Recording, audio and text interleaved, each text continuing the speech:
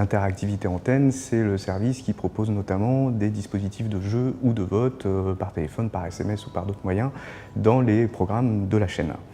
Mon rôle en tant que responsable de la coordination est d'être l'interface entre les chefs de produits qui travaillent les services avec les producteurs et les antennes et toute la partie technique, les différents prestataires ou les opérateurs de télécommunications.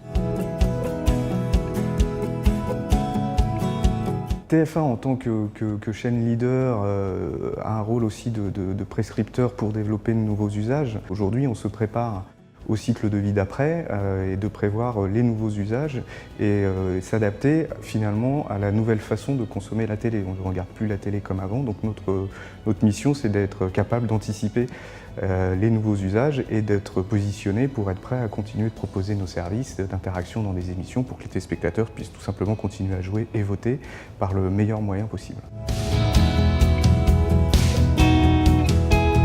Il est très positif. D'abord, on a été très bien accompagné par Worldline pour la mise en place de ce service, tant sur la partie back-office que sur la partie front, et dans la relation avec l'opérateur avec qui on a travaillé pour mettre en place ce service. Parce que notre ambition était de développer un nouveau service sur un environnement en production qui déjà industrialise tous les services d'interactivité antenne. Donc on n'a pas voulu faire quelque chose à côté, on a vraiment voulu intégrer quelque chose dans une solution existante et la prestation de Worldline pour ça et l'accompagnement au quotidien et le suivi du projet a été très positif. On a reproduit un usage très simple à l'instar de ce qu'était le SMS, puisqu'avec une télécommande dans la main, et simple, le pouce et quelques pressions sur la touche OK d'une télécommande, on arrive à aller au bout d'un service en très peu de temps et de voter pour un candidat.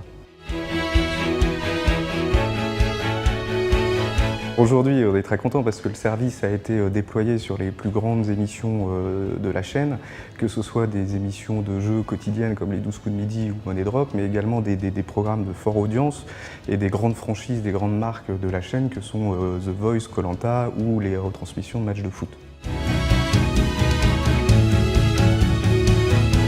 D'abord, pour développer l'usage, on va déployer le service sur davantage de programmes. On est déjà aujourd'hui très présent sur la chaîne. On va chercher aussi à le rendre plus accessible.